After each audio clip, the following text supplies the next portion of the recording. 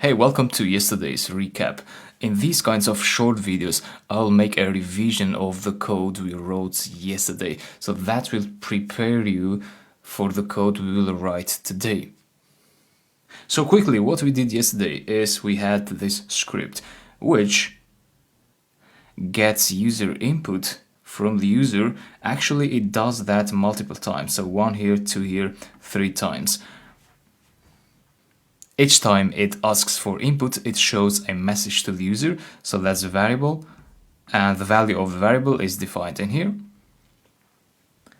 So whatever input the user enters, it's stored in these variables. So 3 variables in this case. And then we store those values in this list. And as you know, you can also store other values in a list. So not only variables, but also literal values.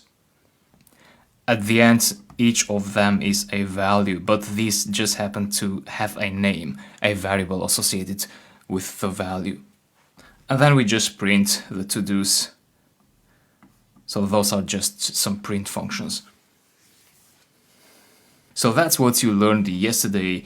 Variables, you learned the input function, the print function, the type function, you learned lists, you learned strings.